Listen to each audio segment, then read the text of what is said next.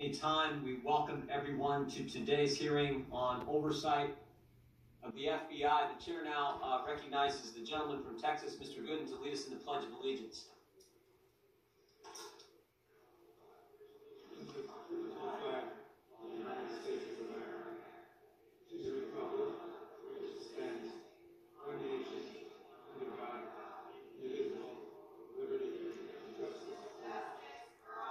Did none of them sound enthused about what they were saying? Like they really believed and stood for it, because they don't. But listen. Chair now recognizes himself for an opening statement. 8 days ago, on July 4th, in the Western District of Louisiana, the court found that the federal government suppressed Americans' First Amendment free speech rights.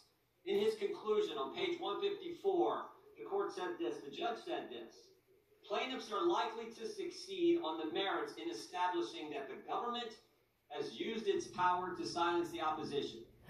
Opposition to COVID-19 vaccines, opposition to COVID-19 mask and lockdowns, opposition to the lab leak theory of COVID-19, opposition to the validity of the 2020 election, opposition to President Biden's policies, statements that the Hunter Biden laptop was true, and opposition to policies of the government officials in power. All were suppressed. It's quite telling that each example or category of suppressed speech was like somebody owe me some money. I want my money. I want all my stuff, sugar. The United States government seems to have assumed a role similar to an Orwellian ministry of truth. Specific to the FBI, the court said this: the FBI's failure to alert social media companies that the Biden laptop story was real and not Russian disinformation is particularly troubling. The FBI had the laptop in their possession since December 2019 and had warned social media companies repeatedly to look out for, quote, hack and dump operation by the Russians prior to the 2020 election.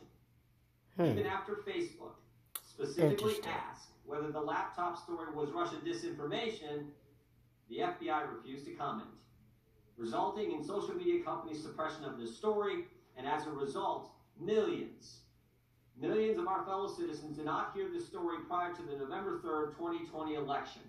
Additionally, the FBI was included in industry meetings, bilateral meetings, received and forwarded alleged misinformation to social media companies, and actually misled companies in regard to the laptop story. When the court says the FBI misled, that's a nice way of saying they lied. They lied, and as a result, important information was kept from we the people days before the most important election we have, election of President of the United States, election of the Commander-in-Chief.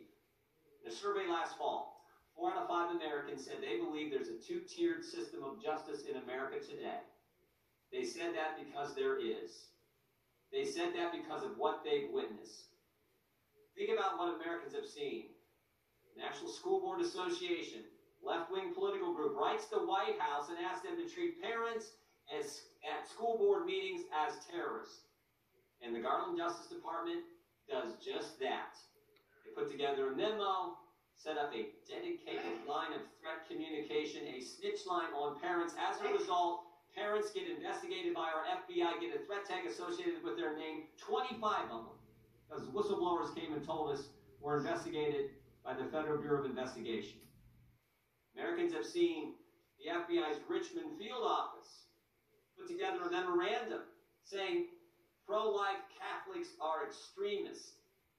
They've seen 20 FBI agents, SWAT team members, show up at the home of Mark Houck and arrest him in front of his wife and 7 children, even though he had indicated he'd be happy to turn himself in.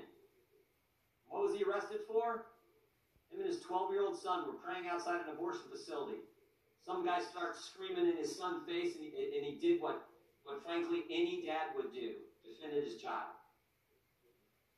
What's interesting is the National School Board Association apologized for the letter, but the Attorney General refuses to rescind his directive. The FBI did rescind, thank goodness, the Richmond Catholic Memorandum, but they refused to tell Congress who wrote it and who approved it. And Mr. Houck, when he got his day in court, he was acquitted by a jury of his peers. American speech is censored. Parents are called terrorists. Catholics are called radicals. And I haven't even talked about the spying that took place of a presidential campaign, or the raiding of a former president's home. But maybe what's more frightening is what happens if you come forward and tell Congress. You're a whistleblower. Come tell the legislature, come tell the Congress what's going on. Look out. You will be retaliated against. Ask Garrett O'Boyle, who told Congress about these issues. Took his clearance, it took his pay, it took his kids' clothes. Ask Gary Shapley, 14-year veteran at the IRS, handled some of the biggest international tax fraud cases at the agency. He comes forward, and the Justice Department kicks him off the case. Here's what's truly unbelievable. Here's what's amazing. With all that history, with all that, the Justice Department, the FBI, want the taxpayers they censored, the all these Figaros is in bed together. They call radical. They want them to pay for a new FBI headquarters. And they want Pfizer reauthorization of the 702 program in its current form. It's in the director's opening statement. I mean, you can't make this stuff up. There are 204,000 reasons why Republicans will oppose Pfizer reauthorization in its current form. 204,000 times the FBI improperly searched the 702 database.